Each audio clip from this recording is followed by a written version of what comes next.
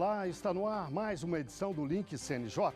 Aqui você acompanha assuntos da justiça que impactam o seu dia a dia em reportagens e conversas exclusivas com personalidades do mundo jurídico. E hoje vamos falar sobre o tráfico de pessoas. O problema é mundial.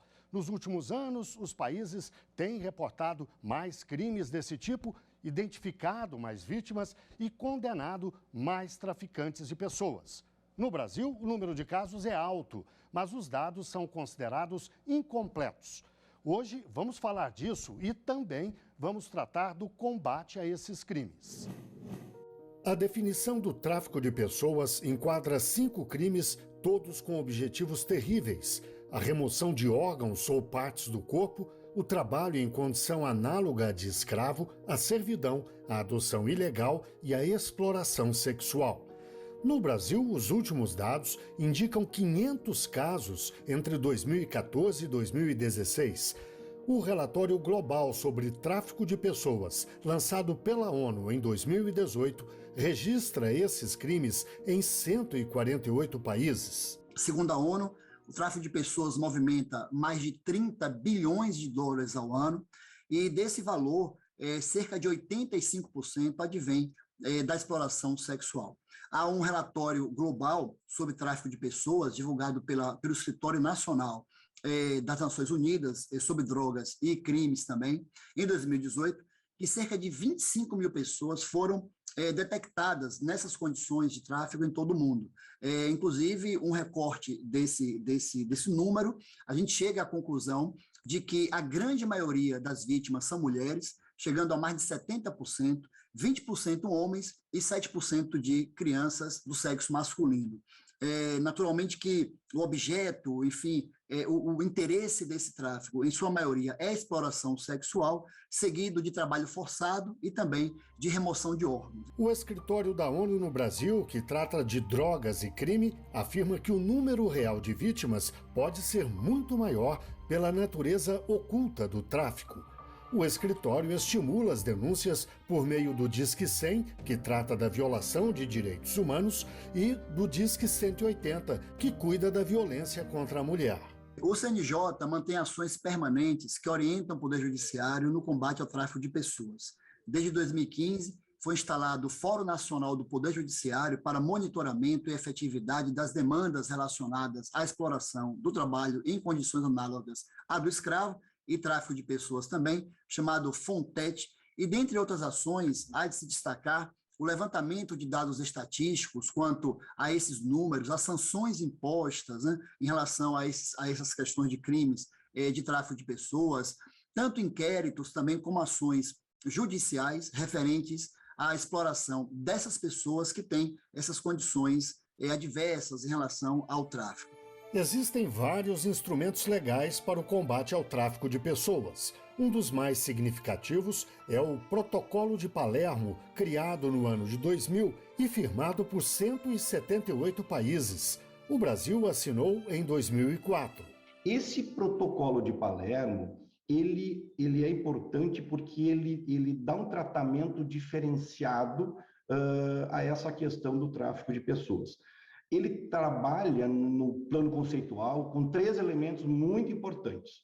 Um elemento no plano da ação, né, dos atos que se visa coibir, o meio empregado para a realização daquela ação e a finalidade com qual a ação foi feita. Como ações, ele prevê o agenciamento, por exemplo, aliciamento, recrutamento, transporte, transferência, compra, alojamento e acolhimento de pessoas. Existem ainda outros 2 instrumentos legais importantes nesses casos.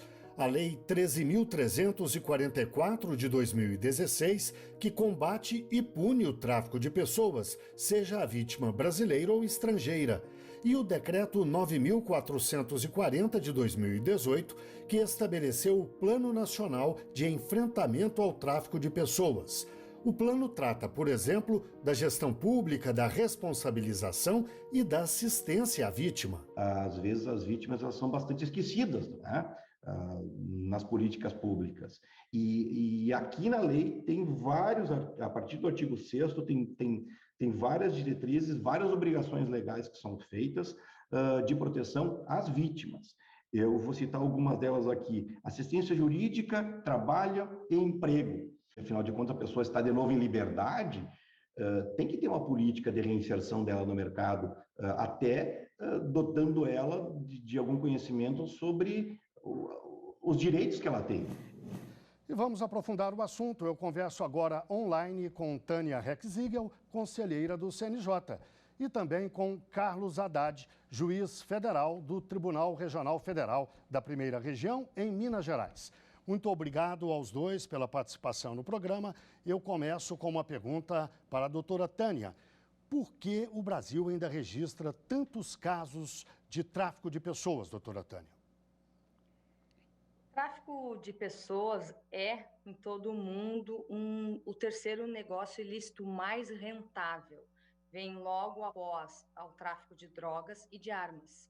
A prática está presente em todos os países e tem por vítimas os mais variados perfis, ainda que mulheres e crianças sejam as principais vítimas. Resgatadas normalmente sofrem de desigualdade, desenvolvimento humano, econômico e social, não oferecendo boas oportunidades de trabalho e educação. Por isso, ainda o tráfico ele é muito grande no século XXI.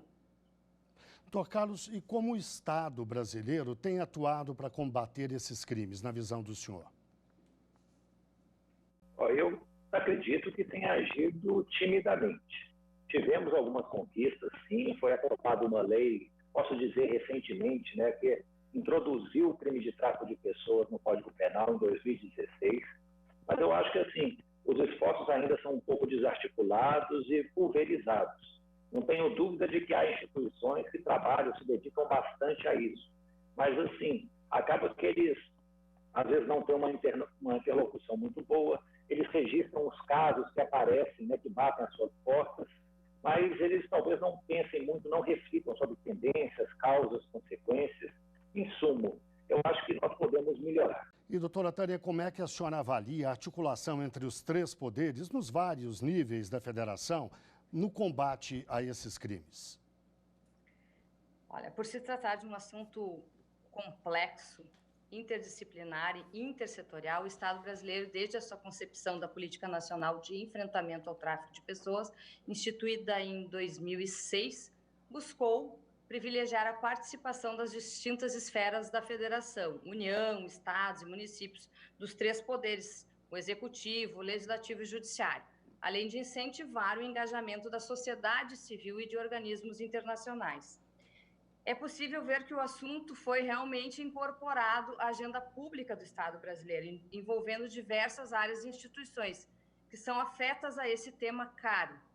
O Conselho Nacional de Justiça vem trabalhando incansavelmente, através do seu Fórum Nacional do Poder Judiciário de monitoramento e efetividade das demandas relacionadas a explorações e condições análogas ao escravo e ao tráfico de pessoas, ao trabalho escravo e ao tráfico de pessoas. Mas é muito difícil, assim como o Carlos Haddad mencionou antes.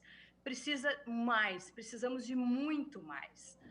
No Legislativo também se percebe uma articulação para o enfrentamento do tráfico de pessoas, mas precisamos de muito mais, senão não vamos conseguir combater esse tipo de crime que é muito grave. O Judiciário é acionado normalmente como a última instância da resolução da problemática. Quando chega ao Judiciário é porque já falhou. Então, nós já temos esse crime daí praticado. Nós precisamos muito mais, precisamos de mais união, mais articulação entre os poderes. E, doutor Carlos, no caso especificamente do Judiciário, como é que o senhor avalia o papel que ele tem desempenhado no combate a esses crimes e ainda, que papel ele poderia desempenhar para além do que já fez? O Judiciário, acho que tem que cumprir o seu papel básico, sobretudo nos casos criminais. O tráfico de pessoas é um delito, uma infração, e assim precisa ser reprimido. Então, condenar os culpados e absolver os inocentes seria o mínimo. O problema que talvez se perceba é que muitos processos eles não chegam a um fim adequado porque provas insuficientes, uma investigação que não foi concluída adequadamente, a morosidade na tramitação processual, isso aí pode levar à prescrição, ou seja, a um nada jurídico. Então, sim, precisamos ter uma forma de atuação no judiciário mais eficiente para enfrentar esse tipo de infração, né? É um crime que é um atentado assim, severo contra, né, os direitos humanos, mas às vezes não é tão priorizado como deveria ser, né? E nesse caso aí o judiciário tem esse papel que os dados não nos mostram adequadamente, né, como ele tem sido desempenhado nos últimos anos, mas que reafirma, temos e podemos que melhorar. Doutora Tânia, as informações sobre esse tipo de crime no Brasil são suficientes para o combate? Existem dificuldades para que esse combate seja mais preciso, mais operacional? Sim. É um desafio para as instituições do sistema da justiça em melhorar as articulações, investigações e, principalmente na área do tráfico de pessoas, coletar os dados para sistematizar as informações. A Organização Internacional para as Migrações, em diagnóstico realizado, refere que, no caso do Brasil, as instituições afirmam haver uma brecha entre as denúncias e os casos formalizados, destacando que, além da subnotificação, há necessidade de provas documentais para judicializar o processo. Portanto, em muitos casos, o processo não segue em frente por não haver informações suficientes para ser iniciado. E a coleta de dados destaca a recente atualização da tabela, isso é bem importante, de assuntos dos processos judiciais, para que se fizesse constar os relacionados às temáticas do trabalho escravo e do tráfico de pessoas no ramo do direito do trabalho, bem como para que tivesse maior especificidade nos assuntos relativos à temática no ramo do direito penal, de forma, então, a possibilitar, identificar futura das referidas demandas, o futuro das referidas demandas com maior fidelidade dos dados para que possamos, então, com base nas ações e nos dados, tentar combater esse crime. Doutor Carlos, ainda que as informações não sejam muito precisas, dá para a gente dizer quem são as vítimas do tráfico de pessoas no Brasil? E esse perfil, ele é diferente do registrado em outros pontos da América do Sul, por exemplo, ou em outras partes do mundo? As vítimas, né, vai depender do tipo de tráfico de pessoas, da exploração, se é sexual, laboral, que são realmente as duas modalidades mais comuns. Mas no Brasil, em regra, prevalece a exploração sexual como tráfico de pessoas. As vítimas são, em sua maioria, mulheres, a esmagadora maioria, e mulheres jovens, entre 10 e 29 anos de idade. Então, aqui no Brasil tem essa tendência. No caso do trabalho escravo, normalmente são homens, também homens jovens. Mas, assim, realmente nós temos um probleminha de coleta de dados. A nossa base de dados está espalhada entre várias instituições e, dependendo da forma de atendimento que é feita, é um setor da saúde, é um setor de assistência social, é a polícia, é a justiça que recebe essa denúncia do tráfico de pessoas, pode variar também a qualidade dessa vítima. Doutora Tânia, e quem se beneficia do tráfico de pessoas? E ainda, há pouco a senhora citou uma cifra de bilhões de dólares que o tráfico de pessoas movimenta no mundo como um todo. No Brasil, tem-se uma estimativa? Sim, a prática do tráfico envolve todo um sistema criminoso, desde aliciadores, coiotes, até chegar no topo hierárquico da cadeia criminosa. E toda estrutura criminosa acaba por se beneficiar de alguma forma. Segundo a ONU, o tráfico de pessoas movimenta anualmente mais de 30 bilhões de dólares, em que 79% das vítimas são destinadas à prostituição. Então, esse índice, esse número é altíssimo. Como disse anteriormente, é o terceiro crime mais rentoso que nós temos. Doutor Carlos, o tráfico de pessoas pode acontecer em qualquer lugar, inclusive em países desenvolvidos, porque a percepção à primeira vista é de que ele se instala onde o Estado falha. Em países desenvolvidos, pretensamente, o Estado teria um trabalho mais, digamos, mais completo, mais abrangente, que poderia evitar esses crimes. Esse raciocínio é válido ou não? Eu acredito que sim, né? A questão talvez seja a abordagem. Em alguns países, o tráfico vai ser a origem, em outros vai ser o destino. Então, nós temos vários países, os Estados Unidos, por exemplo, ele se preocupa demais com essa temática. Anualmente, o Departamento de Estado elabora um relatório sobre o tráfico de pessoas no mundo, em geral. Então, assim, a incidência desse crime lá. Essa questão da ausência ou não do Estado pode ser um dos fatores que justifica. Mas, assim, também se percebe que em países em que o Estado é enxuto, né, muito menor do que o brasileiro, a ocorrência dessa criminalidade também é excessivamente menor. Então, assim, talvez a iniciativa privada, um local em que haja oportunidade de emprego, crescimento econômico, seja um fator também importantíssimo para evitar a ocorrência do delito. Não só, talvez, a ausência do Estado. Doutora Tânia, sempre se diz que políticas sociais poderiam amenizar o problema. Que políticas sociais seriam essas no caso do Brasil? Eu penso que a oportunidade e a informação, Guilherme. Nós precisamos informar, prevenir é o que há de melhor. As pessoas precisam desconfiar quando tenham propostas de emprego, aquelas questões de que só vão depois, propostas assim de valores. Nos dias de hoje, precisamos ficar atentos com relação a isso. Principalmente no caso das mulheres jovens, é um número muito alto dessas propostas, devem ficar atentas. Quando chegam no local, o passaporte delas é retido, elas não conseguem contato, não conseguem o retorno face a essa retenção do seu passaporte. O importante é informação, educação.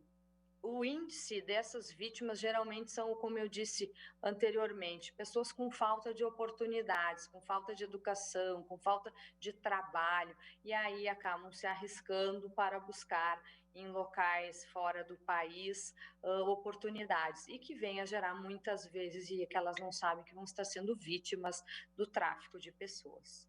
Doutor Carlos, a legislação brasileira é suficiente para o enfrentamento desses crimes? Eu acredito que nós temos legislações maravilhosas. Nossa Constituição assegura à criança a proteção do Estado, assegura um salário mínimo que vai garantir vida, dignidade, alimentação, higiene. Então, leis não nos faltam. O que precisamos é melhorar a operação dessas leis, né? Como aplicá-las efetivamente. Então, assim, acho que o grande problema que ainda temos é o melhor funcionamento do nosso sistema de justiça, né? Leis possuímos, mas precisamos de organização, uma melhor gestão para que elas sejam aplicadas com mais vigor e mais corretamente. Doutora Tânia, eu gostaria de ouvir a senhora sobre o mesmo assunto. A senhora acha que a legislação é suficiente ou a senhora sugeriria mudanças? Eu também concordo com o que o Haddad falou. Nós temos leis eficazes, nós temos leis que contemplam perfeitamente o combate a esse tipo de crime. Nós precisamos, como eu digo, investir na prevenção, para que isso não possa acontecer, para que não seja necessário a aplicação da lei. Como eu digo, se chegou ao judiciário, é porque esse crime já ocorreu. Então, falhamos anteriormente. Então, é preciso muito, eu insisto, a divulgação, como estamos fazendo no dia de hoje, para que as pessoas tenham conhecimento do que é o tráfico de pessoas, o que pode estar acontecendo com elas.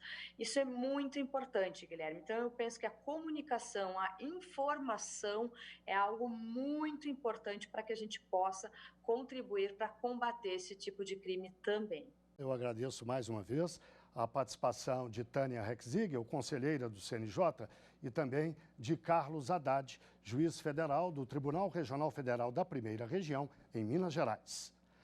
Agora o Link CNJ dá notícias da Justiça com um giro pelos estados e pelos tribunais do país. Uma iniciativa da Justiça pode evitar retrocessos no caso da tragédia ambiental que começou em Mariana, Minas Gerais, e terminou no litoral do Espírito Santo.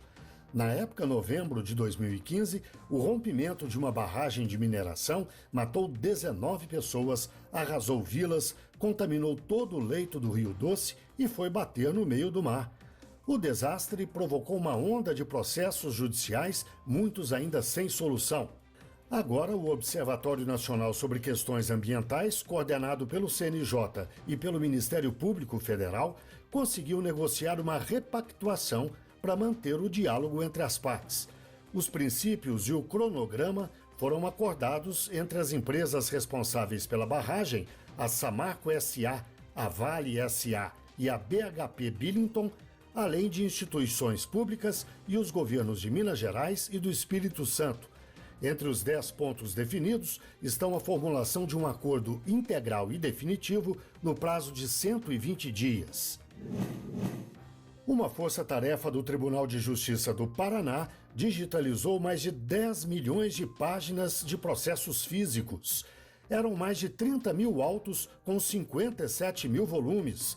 O trabalho exigiu 1 ano e 3 meses. O tribunal ainda precisa digitalizar um número pequeno de processos, um volume residual, mas o programa deve acabar no segundo semestre deste ano. Todo esse esforço significa mais celeridade processual, redução do extravio de autos, aumento da transparência processual, além da economia no transporte e no armazenamento dos autos. Em Santa Catarina, os Centros de Conciliação da Justiça do Trabalho, conhecidos como Sejuscs, homologaram quase 3 mil acordos que atingiram 94 milhões de reais no primeiro semestre deste ano. O valor é quase o dobro do conseguido no primeiro semestre do ano passado. Por causa da pandemia, o trabalho de profissionais e de juízes e juízas foi feito essencialmente de casa, remotamente. Além da tecnologia para audiências telepresenciais, foram usadas ferramentas como o aplicativo WhatsApp para viabilizar conversas simultâneas com partes e representantes. É hora do CNJ nas redes? Vamos ver algumas das postagens mais marcantes da semana nas redes sociais do CNJ. Olá, pessoal! Por vezes você se sente insatisfeito com algum serviço prestado pelo poder público? Saiba que é um direito seu reclamar na ouvidoria. Esse é o canal oficial por onde você pode fazer sugestões, reclamações ou denúncias sobre os serviços de cada órgão. Pela ouvidoria acontece a promoção da participação do cidadão e o controle da administração pública, possibilitando aprimoramentos necessários na gestão dos órgãos e entidades. No Conselho Nacional de Justiça, além da ouvidoria ser o contato direto com a sociedade, ela também é responsável por receber as demandas da Lei de Acesso à Informação. Acesse as nossas redes para saber mais. Na última semana, falamos sobre a recente lei do superendividamento. Aquelas pessoas que estão afundadas em dívidas podem ter a chance de se reerguer financeiramente por meio de acordos realizados nos tribunais de justiça de todo o país. Em uma mesma mesa estarão um cidadão devedor, todos os seus credores e um profissional de conciliação para negociar um único plano de pagamento em que as condições não comprometam a sobrevivência do devedor. A conciliação é uma política nacional do Poder Judiciário desde 2010 instituída pelo CNJ. Em nosso Instagram e Facebook você terá mais informações. E para finalizar, o CNJ já está recebendo inscrições para a 12ª edição do Prêmio Conciliar Legal nas categorias Juiz e Tribunal até o dia 30 de setembro. Na modalidade Boas Práticas, serão analisados os casos de sucesso na adoção de mecanismos de solução consensual de conflitos. Já a modalidade Produtividade não exige inscrição dos tribunais. A abertura das inscrições para outras categorias começa no dia 15 de agosto. Veja mais detalhes nas redes sociais do Conselho Nacional de Justiça. Por hoje é só. Tchau, tchau. Vamos ao quadro Uma História? Aquele momento em que um juiz ou uma juíza conta um caso que marcou a carreira dele ou dela.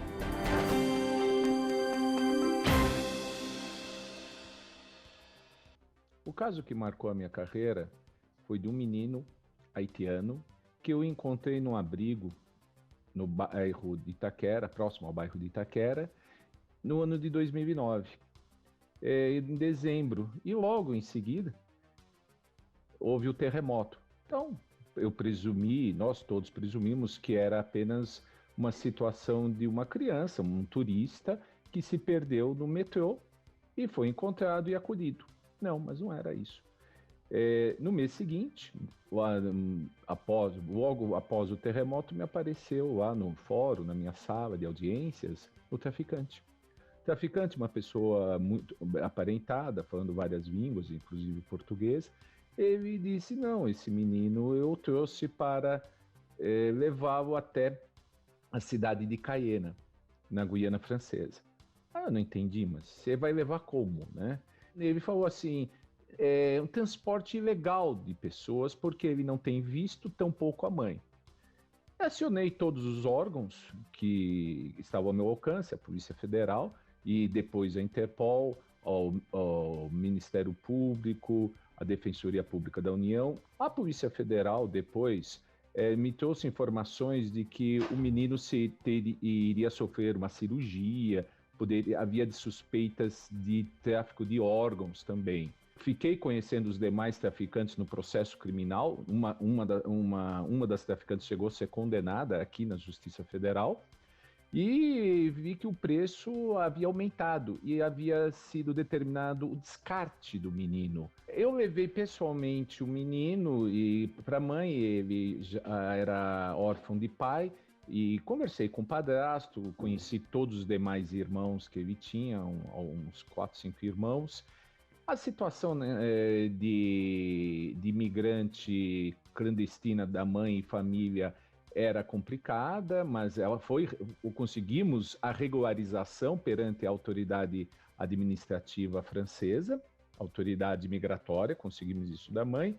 Com essa experiência eu cheguei a uma conclusão: é impossível você transportar alguém para fins de tráfico de pessoas com o intuito de explorar sexualmente, transplante de órgãos, trabalho servil ou trabalho escravo, ou adoção irregular, se não tiver uma organização muito bem realizada.